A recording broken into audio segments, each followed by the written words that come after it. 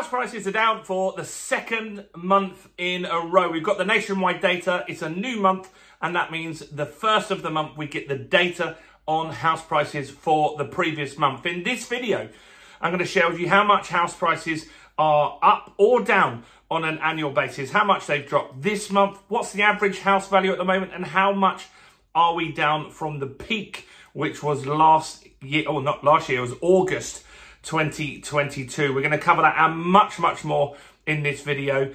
Now, if you haven't done already, make sure you do subscribe to the channel over there and hit the bell notification. We've got new content every single day on house prices, interest rates, how to buy property below market value, and property education as well. So you don't want to miss that. Make sure you subscribe over there. And while you're here, smash the like button, tickle the like button, do something to the like button. It needs to change colour. I thought it turned blue. I've been told it turns grey.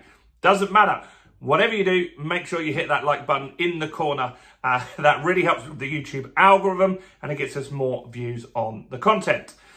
So, what's going on? Well, nationwide data is out. And this is actually wasn't expected by most economists who thought house prices would be flat or a smidge up this month. So this is nationwide data, as in nationwide, the lender. And so the nationwide data, the data sources that we share on this channel are Nationwide, Halifax, the ONS, Rightmove, and Zoopla from time to time, if they're talking about stuff as well. And so Nationwide normally come out first, which they have done this month. And they're saying that house prices for the month of March are down 0.4%. So not a huge amount, but it's not insignificant. Remember, in February, we had a 0.2% drop. So it's the first time in a while that we've had back-to-back months now. And this comes off the back of a fairly busy January. So some of these will be deals that started in January and started to come together around that sort of period of time. So the January stuff is starting to sell and it's starting to complete, and some of that will be included in that data there. Now, they're saying that the average house price, according to Nationwide, on their data is 261,962 pence. So that is down off the peak. The peak in the market that we had was in August 2022. And since then, it's nearly 2 years now, since then, we've had a fairly flat market. House prices are down. I'm going to share that with you in a second. They are down off the peak, but it isn't a huge drop at the moment, and it has been a relatively flat, especially the last 12 months, which annoys some people because I'll make a video saying house prices are up and it'll be a smidge up and then they'll be down, and then some people can't cope with that. That is just what the data is at the moment. It's all over the place. And so Nationwide is saying they're down. Off the peak, your house on average is worth 11,700 less at the moment off the peak, which is a sizable chunk of money, right? That's a sizable chunk of money. And so since August 22, house prices are down 4%. And a lot of that drop was at the end of 2022, just around the mini budget time, if you can remember that, when interest rates went crazy. And we had some back-to-back drops. We had, I think it was a quarter, October, November, December of 22, wasn't great, right? And prices did drop. We had massive uncertainty with interest rates going up nearly at 7% at that stage. Obviously, they've dropped now, but they are edging back up a little bit as well, which is a consideration on what might happen to house prices moving forward. So on an annual basis, house prices on a 12-month rolling number at the moment are a smidge up. And so annually at the moment, we are looking at 0.6% up, which isn't bad. It's not great.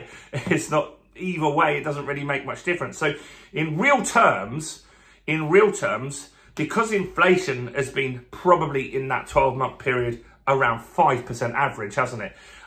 It's been obviously higher at the beginning of the 12 months compared to what it is now. But your house is actually worth less in real terms. Let's just say you had a house that was worth 100 grand. If you sold that what you could actually buy with that 100 grand is around 5% less stuff now because of inflation. And so that is kind of like a silent property crash.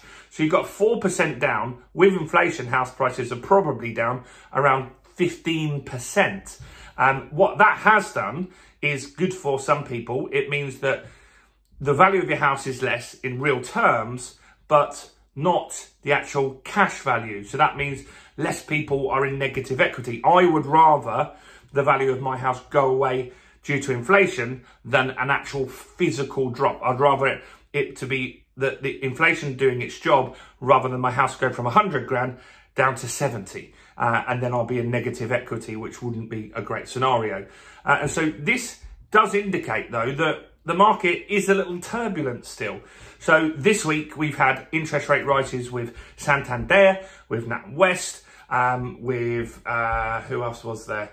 I think Nationwide as well. A lot of lenders put rates up, and that's because the swap rate, the rate that they borrow at, actually increased significantly, and they just passed that on to us.